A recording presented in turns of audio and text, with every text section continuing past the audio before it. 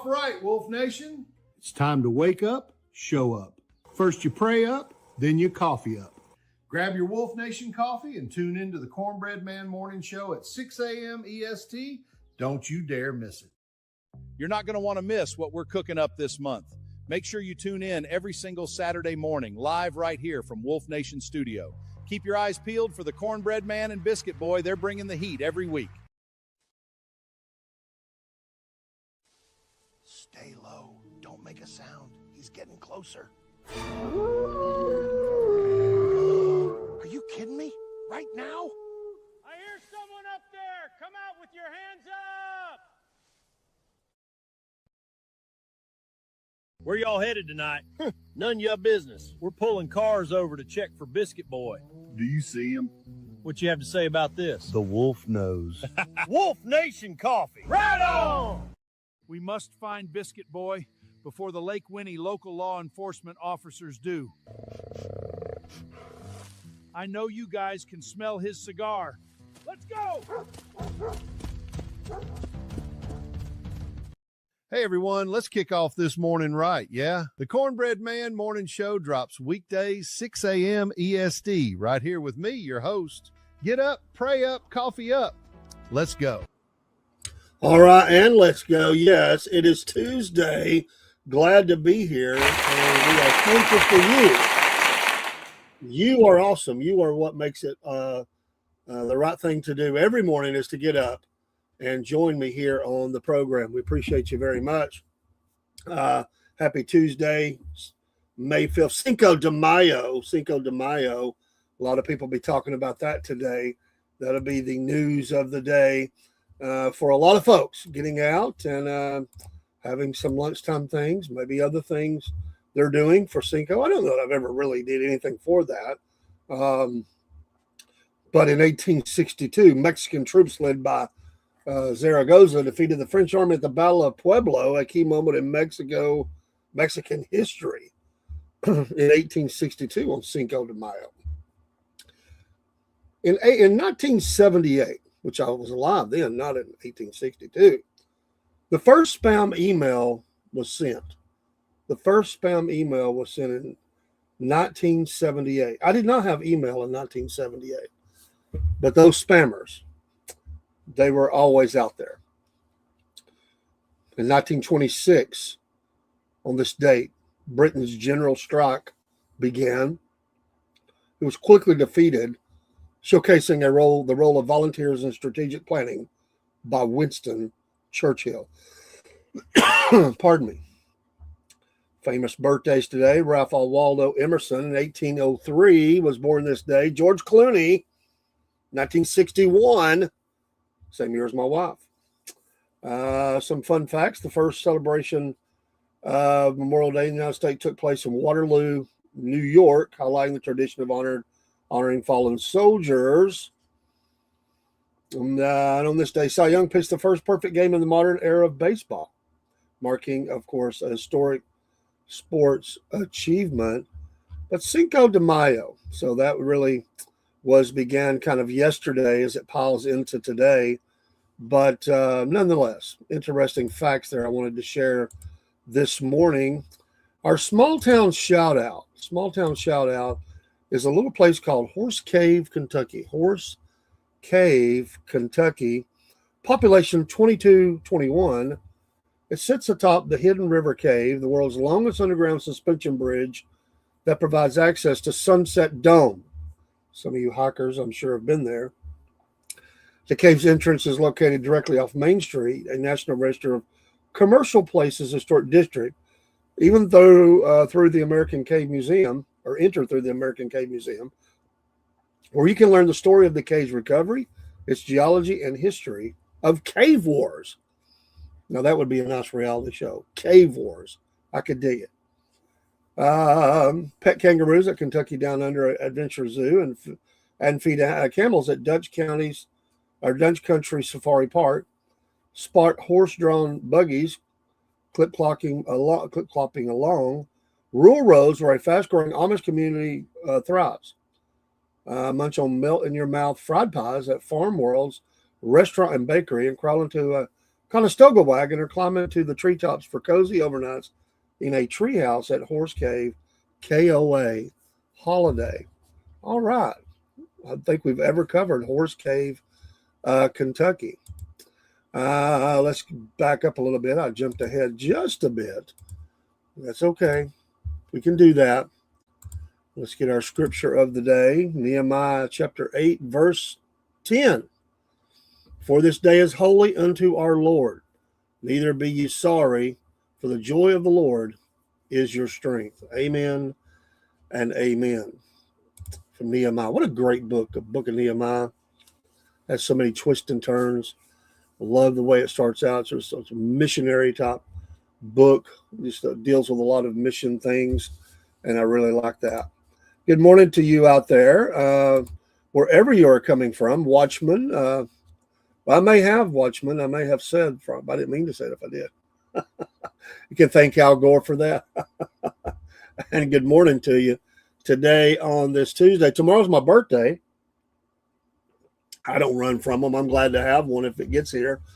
Thankful for it.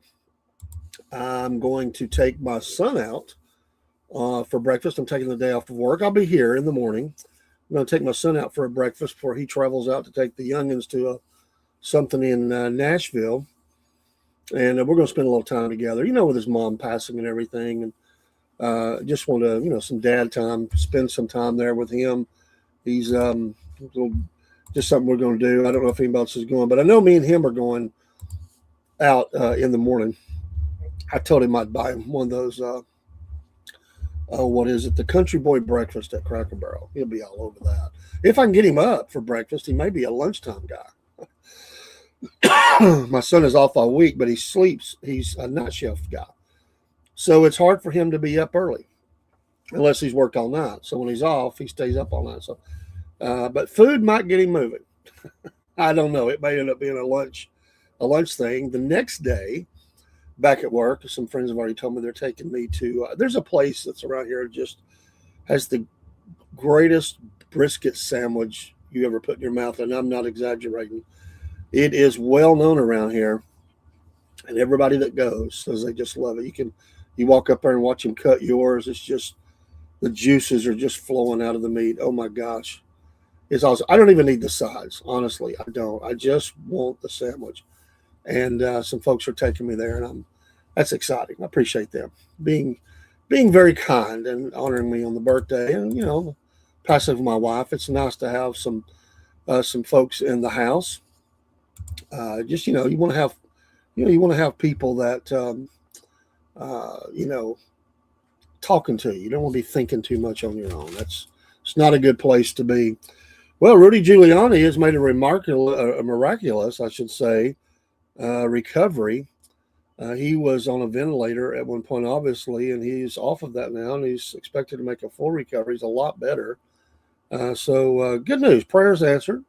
Don't want to see anybody going down like that, no matter what people think about different people. Because whenever you mention a name, there's always somebody that loves them, and somebody could care less, and somebody hates them. It's just the way the world goes. But I was glad to hear that, and so shout out to him this morning. He's, everybody wants. I mean, there are some knuckleheads that want to end their life early. I do not. I want every day that the Lord wants to give me, and of course, being with Him will be the greatest. But there are things to to be here for, and part of doing God's work is a big part of that. So He has work for us all to do. That, in fact, they did last rites over him. It's my understanding. He was just about. They were ready to give up on him. So, but at his age and with the lung problems, and you would, that's not surprising, but he was trending in a bad way. And I mean, that happens, don't it? I mean, you get somebody that goes in the hospital, and the next thing you know, I mean, it just goes south. I mean, the organs start shutting down, and within hours, somebody's gone. And then you have those that make that recovery. It's a mystery to us sometimes. We pray for those things. We don't understand it all. The why this person versus that person. We just got to trust God. It's really difficult. In the news, there's been a lot of talk about Ron DeSantis making or being a part of the cabinet. He's out for a cabinet position. He is definitely wanting to run again. A lot of people are looking at him in 2028. So will he get the endorsement of Trump, around at least a cabinet position, which would be something that would help build his, help with his MAGA crowd or whatever, whoever you want to say, conservatives that were not for him. It's going to be interesting to see who wins out, because he's definitely going to make the move. And then J.D. Vance, obviously, and there'll be others. I wouldn't count Rubio out either in that crowd. But, he's out of a job. I mean, he is at the end of the year. He will be forbidden from running again. There are 36 governors in the nation, I believe it is, that are termed out. We just need senators to be done like that. I support that. You don't, come do the work and then move on. He says that I'm in my mid 40s for 2028, maybe beyond that. I think there's a lot of runway. DeSantis said Monday when asked if he would run for president. A lot of runway, he says. He said, who knows? Like, you never know. So when they asked him about that,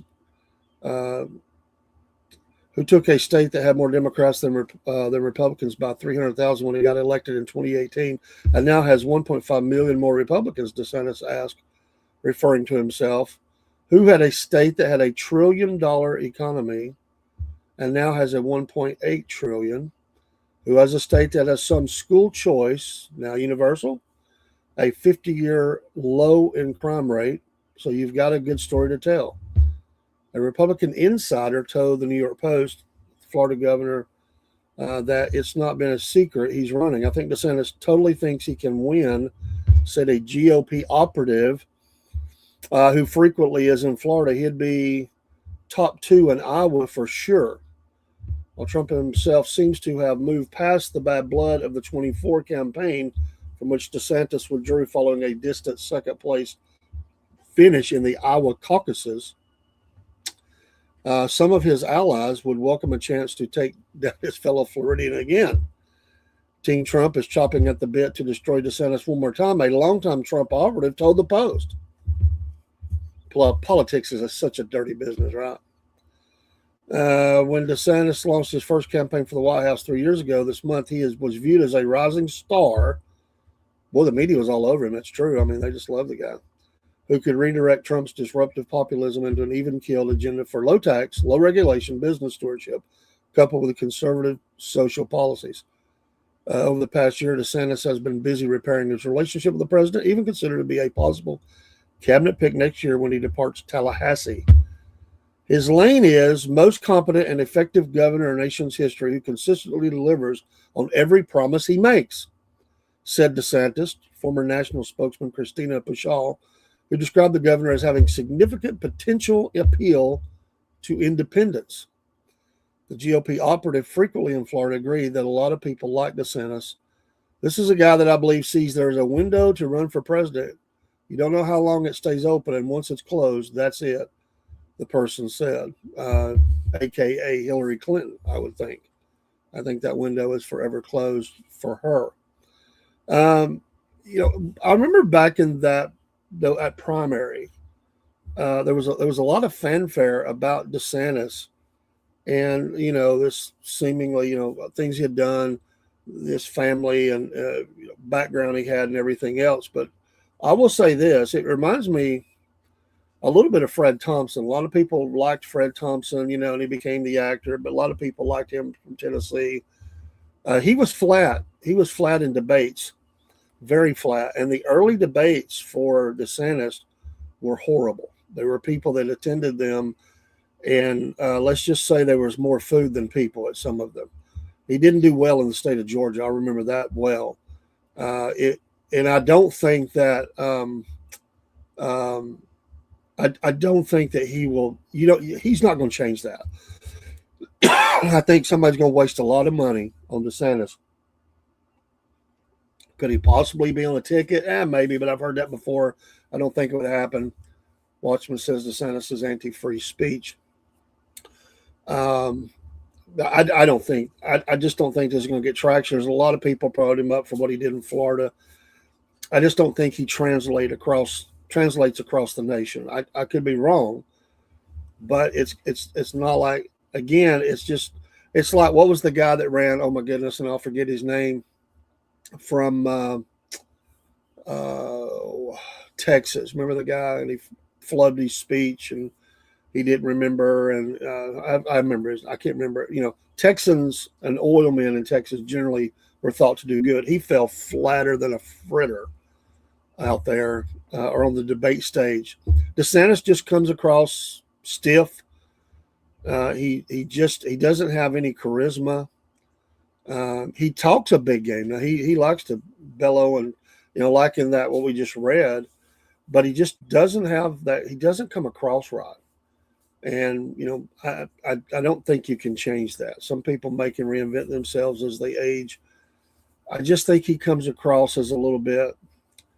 I don't know how to describe. I mean, some people would describe him, like the Ken doll hair, and a little bit too perfect family look. I don't know. It just doesn't come across well. I don't know how to describe it other than that. Proof is in the pudding. I mean, he just did not trend well. And it said, even though then he was a distant second at the Iowa caucuses, and if you don't do well there, your funding is going to start drying up. People are just not going to hitch their wagon to you. And not that J.D. Vance is a lot better, but he is a little better than DeSantis. I don't think, Vance has had DeSantis has had the opportunity for experience at the state level, where J.D. Vance is now getting the opportunity for experience at the vice president level. And that can be a benefit for him. I think it is. And the president has pushed him out there enough, but he also comes with some landmines, I believe, as well. I think conservatives are ready, would back him. I mean, we can't, I'm not saying independents would flock to him, but although I think they would versus whoever is running, but he can have his moments as well. I think he scored some points the way he addressed Zelensky with a lot of conservatives. He's getting a little cred going over if they can get some sort of a deal in the Strait and get all that, then he would gain some level of push there. And you're always trying to build your resume. Absolutely. Interesting discussion this morning. We say way early, but before you know it, that will be going on. Ron flew to Israel with Randy Feindes on HB 269 that bans handing out flyers that criticize Jews with a 5-year prison sentence. And for my record, and I'm a pro-Israel guy. I love reaching out. I have Jewish friends, and I don't like everything that any government does. But I will say this: I don't like sometimes. And again, there are those who have done horrible things towards them and towards all people. We have to be careful with, and I've always said, with hate laws and hate crime laws and all that, those things are being used to shut down people's free speech, and I'll agree with that. Not just specifically to them, although that does a tender spot, and there's a lot of push for that in some of the states. But it isn't just that alone. You can be in trouble now for speaking against other things too, and I know that, and you would too, from being right here in Georgia. There are zones that they create where you can't say anything about. You can't wear, at times you can't wear a scripture shirt. They'll arrest you, and that's right here in Georgia. So I know some people that have tried that at certain parades, we'll say, and they arrest them, and they're very ugly about it. So free speech has been under attack for a lot of reasons across the nation. College campuses and other things were not just things they tried to pass or did pass, but just bullying, completely supported by the administration or the governments of certain areas, and that needs to stop. I think I watch these auditors all the time, and sometimes I really don't. I suppose in some way they serve a purpose, but to me they look for the confrontation with the way they talk. I would never go out and talk to people the way they did. I honestly don't think that any of them. There may be one or two. I don't think that any of them really care two sticks about free speech or where I can stand in video and all that. I think they're just trying to build content, and they love the confrontation. You can tell by the way they talk. There's a couple of them that are a lot better than others. Most of them are horrible to me. And just because you can say certain things, they rip people, officers, and all that. They have a right to stand there. There has been some that I found that I like that. I like what they're doing. But they've been doing it for a lot longer. They've been doing it for a while. But it has become the thing of the moment. Everybody now got his little video tree out there. And, and I mean, come on. They go to specific Freeman is a good auditor. There are some, I like them. And I think they're very consistent. I think they do it, and they really are. I believe in my heart, I think they're really trying to keep, our rights. And you should videotape that. But there are some, they're just idiots. I mean, you can tell by the way they act. So, but what I will say is this, we have to continue to have to fight against where there are, rights being stripped, where you can't, say anything, or they're trying to enforce rules and laws that are not on the books. But I do watch them, and I just try to grade them, and I watch them for several minutes. I don't just take a little clip. I try to watch the totality of an interaction. And yes, there are people that act stupid. Sometimes that's officers. I've seen some that handled it very well. I think their gig's about to be up. I'll say that. There'll still be a need for it somewhere in some places. But I think the police have now developed, and the community at large, as they see these videos, more and more people are just going to get, it's an audit. Most of them are just trying to get content.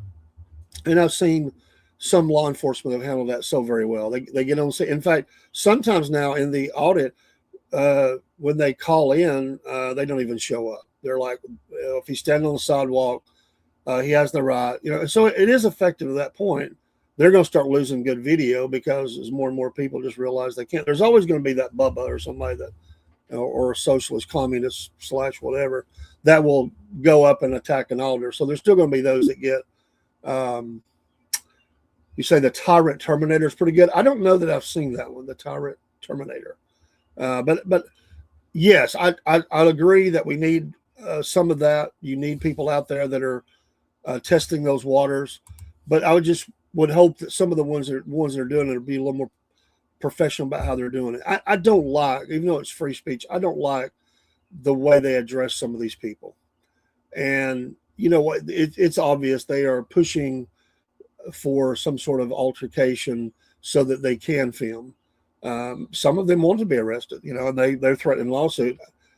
But some of them are crossing over in boundaries that are not their rights, and they're stupid. And I think they're realizing that. I think it's drying up.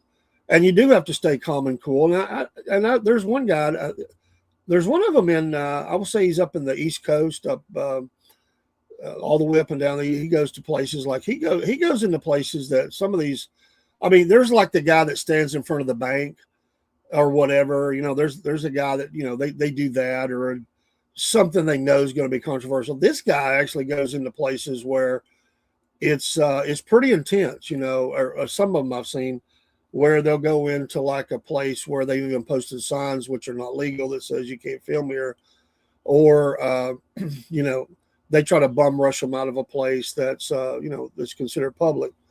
There is a problem with Americans not knowing what is public and private, and it's really sad. I thought I was running into an auditor the other day. They ended up being really nice, and we ended up having a good interaction. But the place I was doing security is private, not public. The sidewalk is public. They were filming, but they weren't filming people or even the store, people coming out. They were filming airplanes taking off and landing, which is fine, but it's not something that we want people like that to move along, because you allow one, you're going to have 10, and next thing you know, you've just got all this stuff going on. It's private property. So we had a good interaction, but the guy that I was talking to absolutely did not understand the concept of public versus private property. And he was trying to claim to me that the company that I was representing he said, "Are you telling me that one guy owns all the property across the United States?" I said, "Well, no, it's a corporation. It's a board with a CEO that runs it. But even if it was one man, it's his property. It's private. It is not government funded. It is not, doesn't belong to the government. It's not taxpayer, purchased property. This is a company, and they own the property." And I don't know that he ever truly understood that. He's a younger guy, but not like 19 or 20. He was probably closer to, I'd say, upper 20s, maybe 30. I don't know if he was 30 yet. He absolutely had no idea of public versus private, and he tried to throw all the roadblocks up. We ended up having a nice. I mean, there's no way for him to win, and I didn't want it to be bad. I told him, "Hey, I do content myself, and I like what you're doing. Give me your address, and I've got it in my car. I want to look his stuff up." And I think it actually goes under her name, his girlfriend or wife or whatever she was that was there. But they told me they've been doing it about 4 months. And, and I had been out of work because of my wife. I had not been there in a bit. And, he was, "Well, I ain't seen you." And I said, "Well, I've been out." And he said, "Well, nobody said nothing for a month. What about those other guys?" I said, "They're not doing their job." And he's kind of laughed like, "What?" I said, "Well, I'm not," I said, "They're great guys." But I said, "Honestly, they either didn't see you or they don't care. They just didn't feel like it was something they should do. But we're supposed to do that, So we ended up having a great ending to that. And I was glad because I was thinking, "Oh no, here it comes." When they had the tripod out and everything else, I've had everything come my way. But I do support, to get back to the original conversation, I do support what some of these do. And I think it's good that it's videotaped. The officers have their cameras on. You get a good view of this back and forth. And some of them are attacked and threatened and pushed and everything else. There's some idiots out there. And I think they kind of know where they can go to get some of that. I mean, if you're going to do it, you want to get what you get pretty quick. So, but I mean, I'll give them this. They're out there every day. It takes some kind of something. You got to be thick skinned to do something like that. But it is good they test rise. But we are losing free speech, and we're losing free speech such in places like in front of abortion centers and things like that. Some of those things that the Biden administration brought to bear are damaging, very damaging to free speech for sure. And sorry, my computer is just acting up. I didn't have it set right. That's my fault. I'm not going to blame the computer. I'll blame me. James Freeman is my favorite. I think I've seen James Freeman. I think I have seen that one. But and thank you for the follow there. Are you really awake? I think it's what it said. Are you really awake? I think that's what it said. My eyes are playing tricks on me today. But anyway, I do support it because I want to see. I just don't like the idiots. I mean, and anything I do, I mean, it's like, when I went, and I listen, sometimes you're in the wrong and you don't even know you're in the wrong. One time, good morning, Daryl. One time I was in Atlanta and I went down to, I was doing a missions outreach, and I've shared this story. I won't go into the whole thing, but I took a group of youth with some adults from a church, and we had arranged a early morning distribution in a certain area. It was a Jewish area with many other people. It's a melting pot. We were going to be giving out the gospel in a certain area on the street, on the sidewalk, and knocking on doors for those communities that didn't, that said that they were going to be there. Yeah, there's definitely some agitators that do it for clicks. Good morning, brother there from Switch. But anyway, we went down to Centennial Park. I felt like we should go. The morning distribution, it was like there was not a lot of people. It was a Saturday, and we'd done a lot of prep work on this, but for that Saturday, it just seemed like it was really dried up. And so anyway, I took this group and we covered all the exits at Centennial Park, and we're giving out the gospel. One of the girls actually saved a little kid's life because it went to run out in the street, in a busy street. A parent of some tourist wasn't paying attention, and they grabbed the child before it got run over. I mean, for nothing else, we were there for that, but we gave out the gospel. And so anyway, we'd been there for a good hour. I mean, we had given out thousands of tracts. If you've ever been to Centennial Park, people are just coming from every which way. Well, finally, a security guy walked up to me and he says, I think you're the leader of this, are you not? I said, I am. And he said, listen, man, I've been watching you for an hour. We got cameras everywhere, microphones. We know what you're doing. He whispers like, listen, man, I'm a Christian. He goes, but he said, okay, yeah, Candizi, email me and we'll talk. But he said, I got to shut this down. You're breaking the rules here. We have a rule that you have to, and I get it, that you have to be on the list approved to do this. He said, I have let it go for an hour, but I have a responsibility. I'm the leader of the security team here. And now they're looking at me like, are you going to enforce this? He said, I've played dumb as long as I can. I said, hey, we're not here. And this is what I said. I said, yes, sir. That's what I said. And I, as from brother to brother, as a Christian, I said, thank you. Thank you for the time you gave us. And in that 1 hour, this youth team saved a life, had impacted, they had conversations with people, they'd been praying with people. In 1 hour, they had met thousands of people. That's how busy it is. And it was so crazy. And there's always things going on downtown. And the foot traffic is amazing. Now, maybe we could have stood outside on the sidewalk. It would have been fine, but we were inside. We were actually at the gate, but we were more so on the inside. And anyway, we were in the wrong. Although we're in the right in giving out the gospel, we didn't have the permission to be there.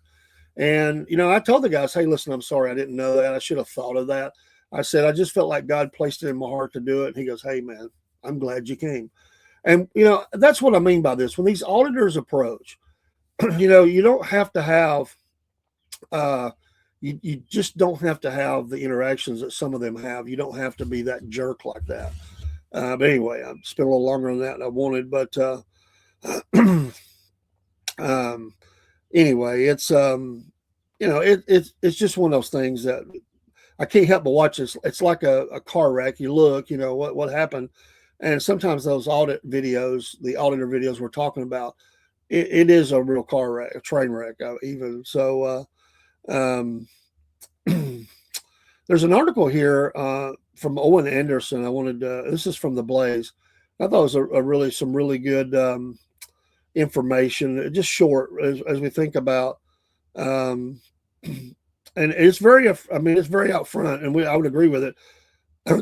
Excuse me. College professors want your child's soul.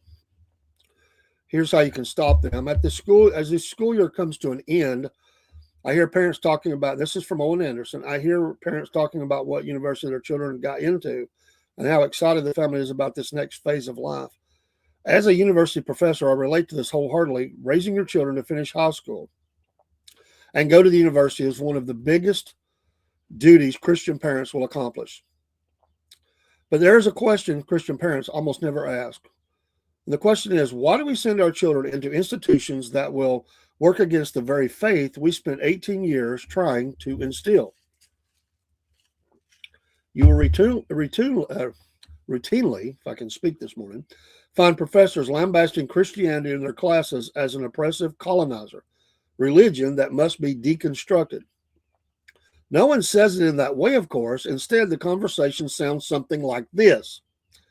We found a good campus. There's even a strong Christian student group. Now, let me say plainly, these groups can be wonderful. I thank God for them, but pause for a moment and consider what that assumption reveals. You are already expecting that Christian community will exist outside the mission of the university. You are hoping your child will find a refuge within an otherwise hostile environment. In other words, you are not sending your child into a place that reinforces truth, but into a storm and praying they find a bunker. And you are probably paying tens of thousands of dollars to do it. That should trouble us more than it does, because it wasn't always this way. Institutions, as we know, like Princeton and Harvard and Yale, were not founded as neutral arenas of inquiry. They were explicitly Christian. Their purpose was to cultivate piety, train ministers, and teach the knowledge of God to all students. Universities have always had a vision of truth. The only difference now is that the vision has changed. Today's university is not neutral. It is structured around a set of ideas that systematically undermine Christianity while presenting themselves as morally superior. Take the influence of Michael Foucault. Students are taught often implicitly that truth is not something discovered, but constructed. Knowledge is tied to power. What earlier generations called truth, we are told, is really just perspective of those who happen to win. So I think that, I'm going to read the whole thing, but I think that's good for parents to consider. And I've heard those very things. Yeah, we checked out the university, and I've heard something similar to that. They've got some an area. There's a Christian small community, but I knew a lady one time years ago who experienced this. She'd raised her family in church. I think the dad had passed away. Sons were raised in church. Oldest son went to college. He was going to church every week, a believer and all that. By the time he came home after 4 years, he didn't even believe there was a God. And she said, I sent my son. He came home a totally different person. He wouldn't even have anything to do with his own mother. He pretty much told her, hollered at her that she had lied to him and told him false things growing up, and that she was a horrible mother, pretty much horrible. And so she was not going to let that happen with a second child. Watchman says, First Amendment is your permission. During the Olympics, we handed out gospel tracts. Cops didn't say nothing, and that's good. Sometimes they will turn the other way, and our kids, a few of them went in a community where it was stated you're not to have anybody come in that community. They did it, but because it was youth, the people in that community just didn't. I mean, they weren't even supposed to go in the house. They brought them in for milk and cookies and all this stuff, and so in that way, they were effective that way. I would have never got away with that. And certainly, we're going to give the gospel wherever we go, but it was a formulated team. I'm sure I wouldn't have been approved. Who knows? I might have been, but I doubt it. But we could say that those kids could walk away saying they met the world. And I mean, there were people there. There were Christians in there for a huge, some Christians from Nigeria. I talked to them for quite a bit while we were there, because they said, "What are you guys doing?" And we told them. They said, "Oh, that's awesome, brother. Praise God." Yeah, brother, it was an open door. God gives a moment. Some people don't have the discernment for the moment. Well, I know that I just felt like, because I was scrambling that morning, and I wanted to be effective with the time that we had. You don't have but people forever, and I wanted them to have the time to grow in their outreach as a youth group. From it was mainly teenagers, but there were a few that were a little bit younger, but mainly teenagers, and also get the gospel out as quickly as possible to a lot of people, and then we could work on those that had questions or wanted to pray or whatever. And we were able to accomplish that. So in that hour, that was an open door, and we were able to do it. And we weren't in trouble. He said, "You're not in trouble." He said, I let you do it. And so I said, to me, God just, held that door open for that time frame. And then even he said, "I hate to shut you down, but I got to." I said, "You're doing your job, and thank you for the time you gave us. To God be the glory." And he said the same thing. And, it was a great interaction. I've been in Atlanta where you didn't have good interactions with law enforcement, but it was a great time that morning. And, but yeah, but be careful where you send your kids, parents. I mean, a lot of crazy stuff going on. Let's see here. Anything else I wanted to, let's see here. From New York Post, 67% of voters say New York's cost of living is out of control. In my understanding, people are leaving by the droves for others. In fact, my sister and brother-in-law, I think, are going to come this way. They've been trying to decide, and he's looking for a tax-free state. So they're not looking to come to Georgia, but they are looking to come to either. But Tennessee is a possibility because of they have no state tax. But said 2/3 of state voters believe New York's cost of living is out of control. A new survey released Tuesday found the Siena College poll asked voters if the Empire State's cost of living was on the right track or heading in the wrong direction. Only 27% of the 806 respondents said the cost of living in New York is on the right track. while the other said wrong direction. The dire results cut across partisan and ideological lines. 59% of Democrats, 79% of Republicans, and 71% of independent or non-party affiliated voters said costs in New York are too high. It's amazing they elect what they elect, right? Though, when they say.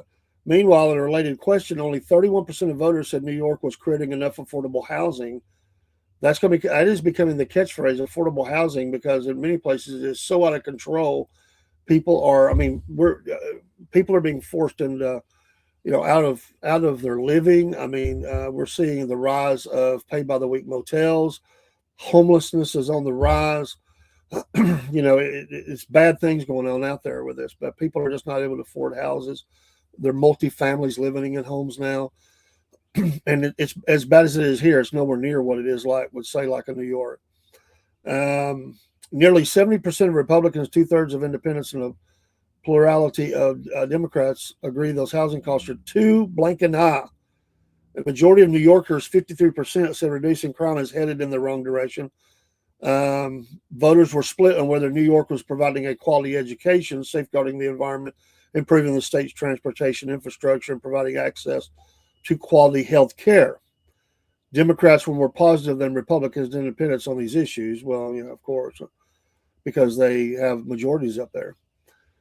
Majority of Democrats think the state is on the right track on 5 issues, but even Democrats agree with Republicans and independents that the state is headed in the wrong direction on housing and cost of living, CNN poster Stephen Greenberg said. Despite voters' views that New York is failing to address the fundamental issues of high cost of living and housing, according to the poll, Kathy Hochul is still in the driver's seat for her reelection bid to win a second 4-year term this fall. She leads Republican nominee Bruce Blakeman. He's the current Nassau County executive, 49% to 33%, with the remainder undecided or preferring someone else. So he's not resonating with the constituency.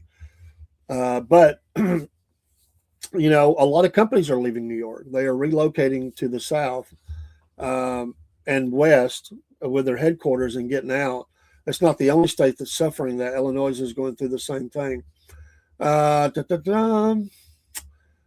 See here. I'm sorry. I was trying to see mini post here. Thank you for the comments. And email me if you'd like to get in touch with me. I will look at your. Okay, first let's see. What else? The apostles were locked up for spreading the gospel till they finally killed them for it. And that's going to continue to happen. You will eat the bugs, live in the pod.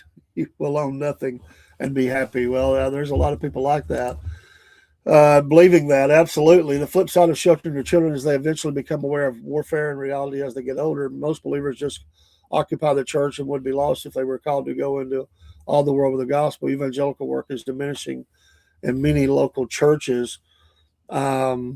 Truth, absolutely. We've become very lazy in America with evangelism, for sure.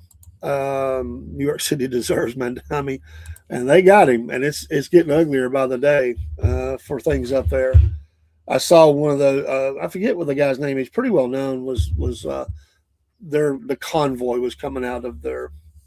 I don't know if it was the residence or the office or whatever, and there was a guy out there hollering. Of course he don't care. Let's see. Let's see here. So if I want to cover anything else, I don't know. Maybe we'll see. Nothing major going on, but we'll see today. I think things will heat up today. Continue as we look at the goings on in the Gulf or the Strait, and we'll see what happens with that. I think that's got to be coming to a head. Things are heating up.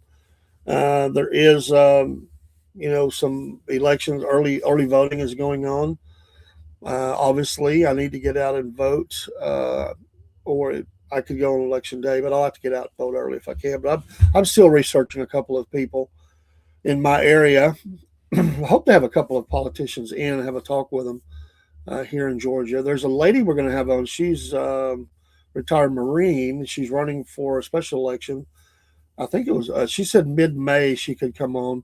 She also wants to highlight some things that are being built up around the state that she's been covering in her social media that are alarming, somewhat alarming. And we'll reach back out to her. I had to wait till mid-May. Also, middle of May, we're going to be talking to one of a very old farming family. They go back over 100 years, and they're active and busy. And they wanted to wait until some of their crops were really coming in. They wanted to highlight some of that for it. And I said, absolutely. So we'll be reaching back out to them soon. So we are still working on guests to come on. And wanted to highlight this. They're a really big operation, and they go back, I think, 150 years or something like that. I know it's over 100 years, but I don't remember exactly how much. But that's pretty amazing. They've been farming in that ground for all that time. Farmers are under attack with the rising cost of some of the things that they need for fertilizer and all that. It has become very difficult. We talked about that on the phone when we talked about it, and it is getting worse by the day because of these rising costs. It's very hard to make those margins, and my fear is, going back to your comment there, Watchman, we're going to see more farms close up, sell the land. The land is valuable, but a lot of people want to use it for other things besides farming, and there could be a lot of farms go under through this time. The margins were already thin. I mean, you got to make profit. You can't just keep giving away money. And they've been able to do that, but those margins were narrow. They do it in volume. They're farming a lot of ground, so in volume they can make a good living. But as those things begin to collapse on them in the financial part of it, they'll end up selling out. And that's what I've talked to some farmers, and they said, that's what some of their neighbors have done. They just sold the land. And we know who's buying up some of that land, especially in the Midwest. And it is alarming. It is. I live in a community, even though we're in the northern part of the county, we are, really developed. A lot of people have came over the state line and settled in. But it is still a county that is very much a big farming community. You can go right outside of one of the small towns, and there's a lot of farms right outside the town that you can stop and buy things. It is still very much a farming community, but that is getting less and less as time goes on. Somebody's got to grow this stuff. Well, I mean, I agree with you. If we don't have somewhere to replace it, if they don't get this conflict with Iran stopped, because we do need those fertilizers, it will hurt us. It won't be crippling to us yet, but across Europe and other places that depend on some of that, and they don't have backup sources, it could be colossal, the collapse of some farming communities around the world. Here in America, it is impacting. You just don't see it as much. It is having an effect, and it will get worse. But it's going to impact overseas big time. We read a story about that a couple of weeks ago, where there were a lot of communities that were just not able. They're not going to be able to survive. And in some cases, the governments of those are even, it's almost like they're anti-farming anyway. The Epic Times did a great story once, and they were going and talking to farmers and people that raise cattle, and they absolutely were being forced out of their property by the government. I mean, they wanted to build apartments. They wanted to do more illegal, what we would call illegal immigration, or just bring people in. And these people were being forced out. I mean, they were having to give up half their herds and half their property, and it just became impossible for them to do business. Yes, we do, Watchmen, and we do depend on them. I mean, I don't know if there's a backup source somewhere, but that is a major source. It's not the totality of what we get here, but for some people around the world, it is nearly 100% of what they depend on. So I think you're going to see something. Listen, I don't think this will go on much longer. I really don't. But I do think that I think it will be over soon. I've said that before, but I think they're looking for the exit right now. And if they could get a couple things in place as part of a deal, they would call it a day and pull back. I really believe that. But they're looking for that exit right now. If not, it's going to be full on. And then that's going to get ugly. So I think that they would want that. It's bad on a lot of people. And right now, I think they must feel fairly confident about it because he continues to be supported. And there are some that are getting a little antsy and speaking out more, but he still has a base that's very much supporting him in Congress. And I don't think we're at that point yet. Like I said, if gas goes over across the nation on average over $4 or approaches $5 a gallon, it's going to get people are going to get really upset, and the pressure will be on to end that quicker. So, we'll see. There's a lot. I mean, there's a lot at stake here for the world, and it is starting to impact a lot of communities, and they're pushing they want things done too, because I mean, think of the backlog of ships they've escorted like 5 through. There's like several thousand or something like that tankers. I mean, we got it. The crews are reporting that they're low on water and food. So at some point this is going to have to get moving, or you're going to have to be doing food drops on top of tankers and other type of ships that are bringing things out of through that strait. These crews are, they can't make money. I mean, it's crippling economies. So something's got to happen pretty quick. Military leaders warned not to do this. The same with Charlie Kirk. He warned too. Well, like I said, a lot of the president, some of not say a lot. Some of the president's base have left him because they didn't. He pretty much ran on no wars, but I think a lot of people support it because of some other things. So it's a give and take. He's dancing on a fine line right now, and I will say this: his big talk is not going to move this group. They don't care. They've hit them pretty hard. They've done a lot of damage. They just if they could get the agreement on the strait, if they could get an agreement on some sort of inspection, I don't know that they'll ever get the uranium, but if they could get that, or if they get an inspection of it, or I don't think that'll happen. But I think if they could get the strait, maybe a promise of something that they signed to for the 10 or 15 years not to develop nuclear energy, I think the deal would be made. I just think so. Have you seen the food the sailors are being fed? It's disgusting. I haven't seen it, but I know that. I mean, think how long this has been going on. I mean, by now they would have already been across, delivered their cargo, restocked the ship, and moved on. I mean, you just can't. I mean, it's going to get ugly because, this long on, they're not made to sit like that. They're made to be moving, and so he just fires the military leaders that tell him the truth. Well, they've done a lot of that. So we'll see. This heating up, and that's why we can come on and do shows like this and talk about it. But one other article we'll cover real quick, then we do got to get out of here.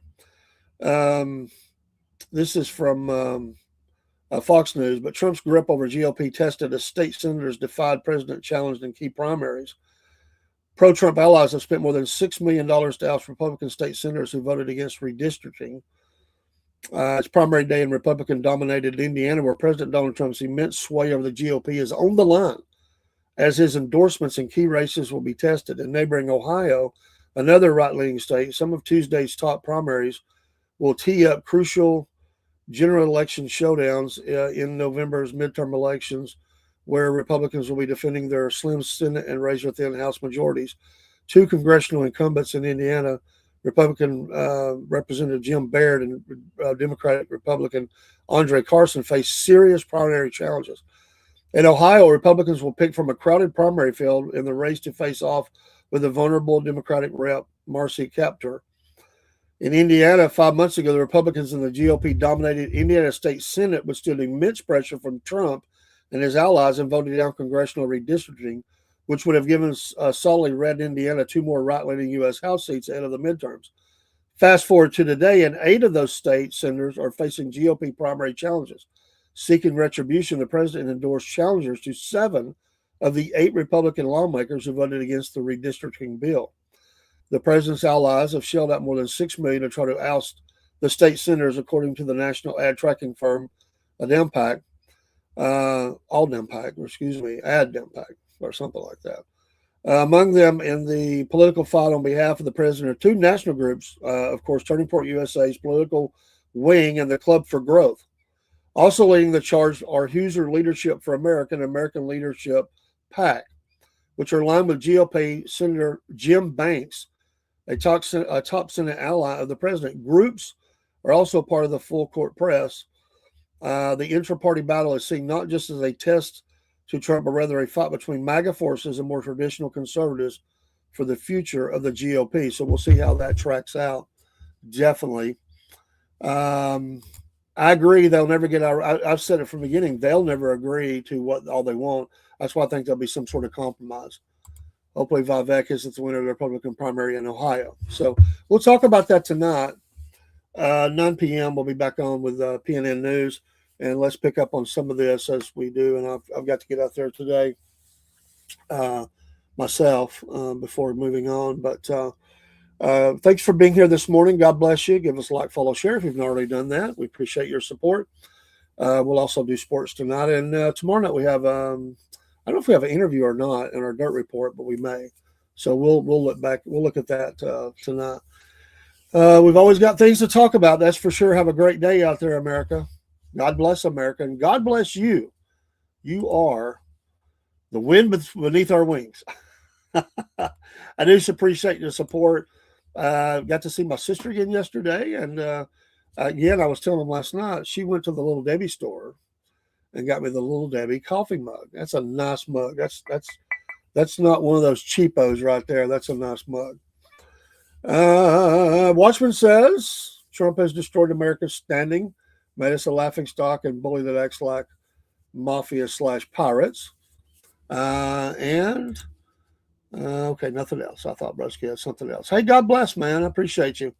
Again, I bring the comments because they're all fair. And it is alarming, some of those things that he has done. So we don't want division. We need to stand together because the alternative is not good.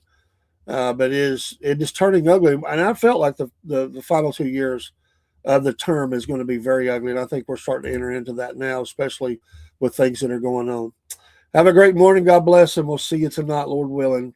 I'm Dave in the AM, a.k.a. the Cornbread Man, and I am out. See ya.